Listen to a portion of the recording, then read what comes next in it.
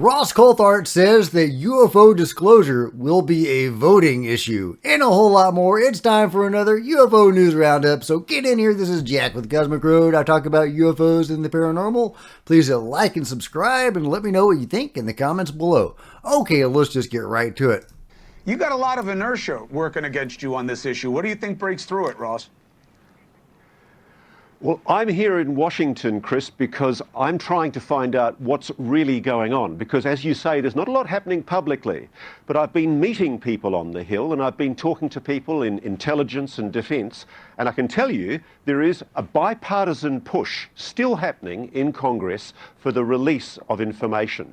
Politicians can smell a vote when they see one. And I can tell you they can see there is electorate interest, voter interest in getting this stuff out there. I am besieged with people giving me information. And so I can tell you that there have been secret meetings in Congress, secret briefings in Congress, and there is a new initiative underway by a group called the New Paradigm Institute to basically try to get new legislation to force greater disclosure. Look, let's hope. I love it, and I will be talking to Steve Bassett of New Paradigm on Wednesday, if all goes well. So very exciting that Steve is part of the push for disclosure. Very exciting that Ross sees UFO disclosure as a potential voting issue. What do you think? Is that actually a voting issue? I don't think the public is quite there yet. I don't think the public is quite engaged enough. I know plenty of, mainstream people that are just not into this. They're not even believers. They see David Grush, they see hearsay.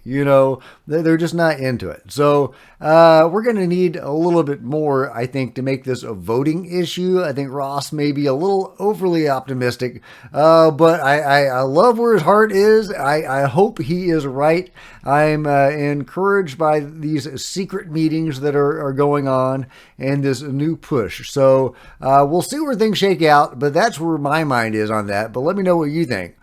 Okay, in other news, Ashton Forbes says, and he links to the article, physicists successfully create holographic wormhole with quantum computer. What? That's amazing. So are we getting to the point where we can create wormholes and portals and jump from star to star? From an article on February 22nd, on February 22nd, physicists have used quantum computers to implement a wormhole teleportation protocol. They were able to use holography to simulate a wormhole and send information through it. Okay, so we're not sending starships through it yet, but theoretically, maybe some information. The experiment further supports the unification theory of ER by Susskind and Mull. Anyway, I'll let you read all the sciencey stuff, but I thought that was very exciting. The idea that quantum computers could be used to further our understanding of science and what we can do with it. Is this the quantum tunneling that some have talked about? I believe it was Professor Simon that said we were actively using quantum tunneling right now to talk to a distant civilization.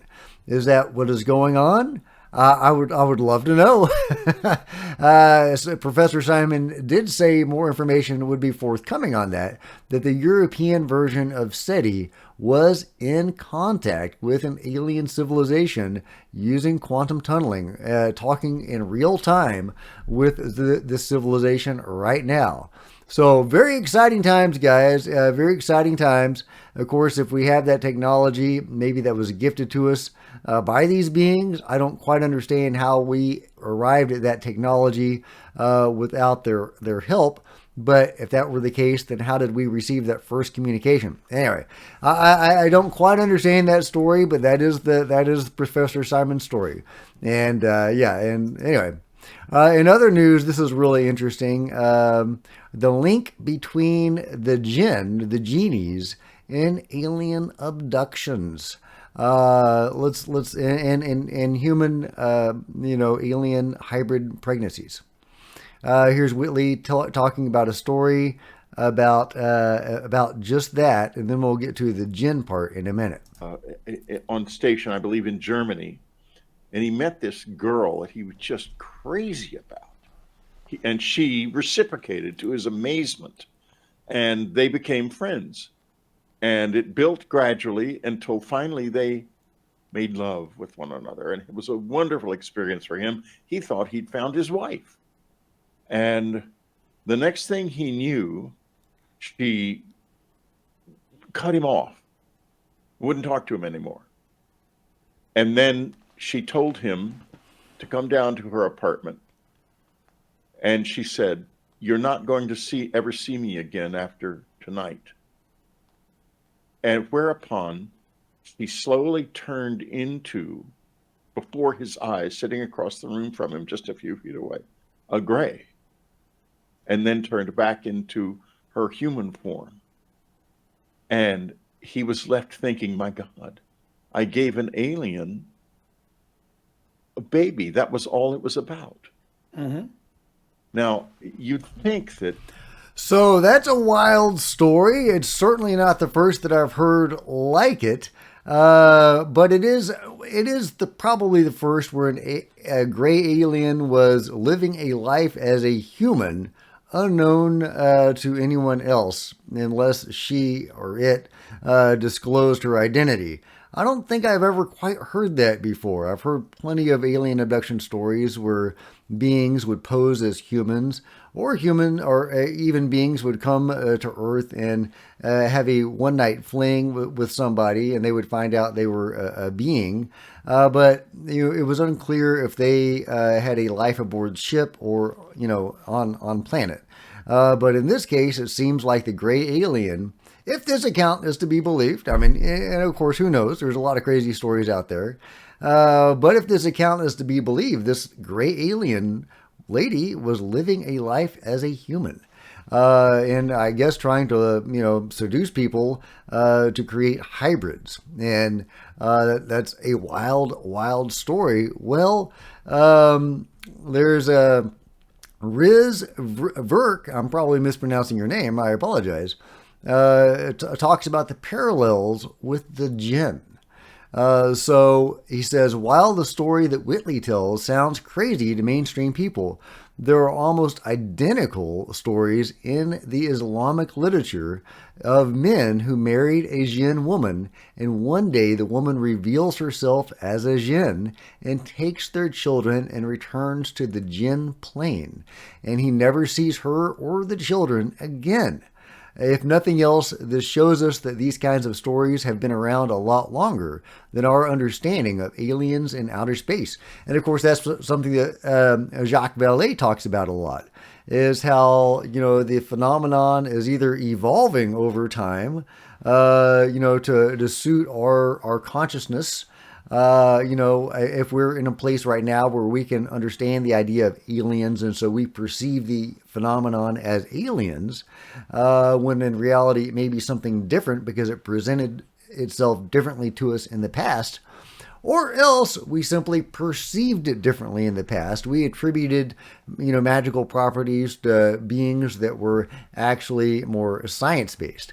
So, I don't know which one it is. It's fascinating to consider that the phenomenon might actually morph to suit our consciousness.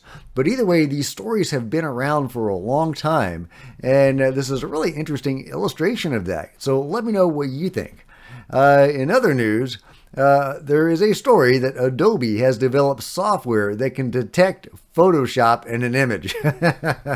I hope that's true. If so, NASA is sweating. I love it. Oh, and check out this awesome UFO. This is from an experiencer, John Bell.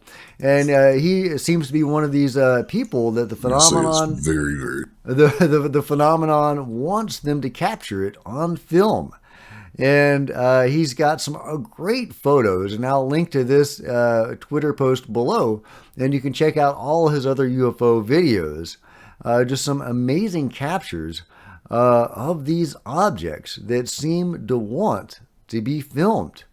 Certainly not the only person that the phenomenon reveals itself to like this, but it's just amazing when that happens.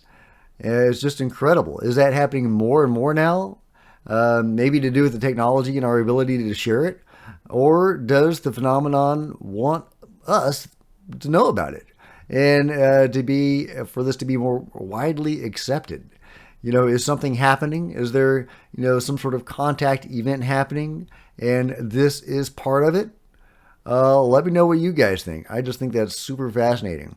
How far are we away from another Phoenix Lights incident? But this time in the daytime.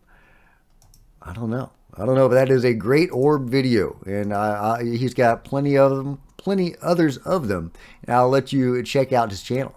Check it out. This is a really interesting story. Hominid footprints in Crete could change evolutionary theory for good. This is a wild story. They discovered some hominid footprints. Of course, it's kind of controversial, the whole out of Africa theory. Is this happening before that would have taken place?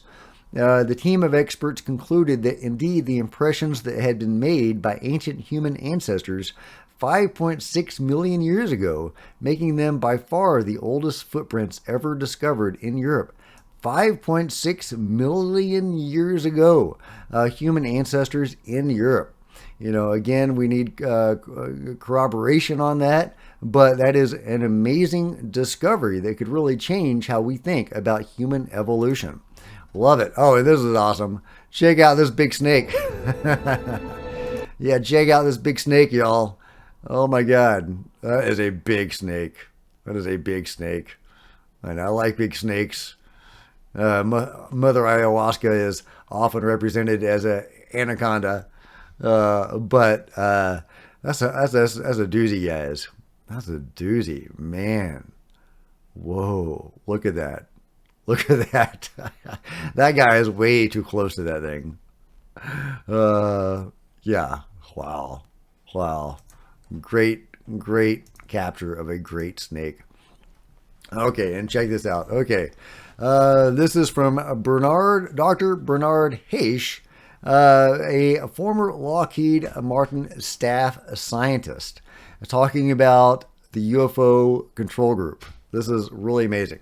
He says the following is conjecture. However, sources, and he's again with Lockheed Martin, or was, tell me that this is merely the tip of the iceberg. A group of 4 related but separate unacknowledged SCI programs tracing back to 1947 Truman Memorandum is that the MJ-12 still exist and were housed as of the 1990s in major aerospace companies such as, for example, Lockheed, TRW, Raytheon, Aerospace Corps, etc. These would be expensive programs since the cost of secrecy can be several times higher than the research. The AATIP program has no relation to these 4 much better funded deep black ones. Indeed, the black programs collectively have budgets in the $10 billion range and up. What? Topics apparently include reverse engineering and extraterrestrial biology. The AATIP did find the UFO crash retrieval program via official channels, but was denied access to it because AATIP itself is not an SAP. And Lou Elizondo was trying to get AATIP to be an SAP, a special access program. And, I'm against that. I'm glad it didn't happen. Otherwise, we wouldn't have Lou. We wouldn't have those 3 videos. 2017 never would have happened. I never would have discovered UFOs, and I bet some of you probably wouldn't either. We wouldn't have David Grush. We wouldn't have any of this if Lou Elizondo had gotten AATIP to be a special access program. So I'm glad he failed in that, but you can understand why he would have wanted that, because then he would have gotten access to the program. So, if this information is right, and that makes perfect sense, guys, that makes perfect sense. It provides a lot of context and insight into what Lou and AATIP were all about. We know that OSAP was trying to get a UFO from Lockheed Martin. They were trying to divest itself of a UFO, and OSAP wanted it. And I think it was the CIA that stepped in and put the kibosh on that. But really fascinating insight, guys. I love this. This feels authentic to me. and talking about how these 4 programs were started under Truman. That's when the UFO control group, as we know it today, seems to have begun. Whether MJ-12 itself is authentic or not, it seems to be when this modern program began, although there were certainly things going on before then with the cover-up, seemingly. But maybe it got official, shit got real then. At least that's kind of how it appears to me at the moment. But let me know what you guys think. Either way, I think this is super fascinating. It makes perfect sense. It makes perfect sense.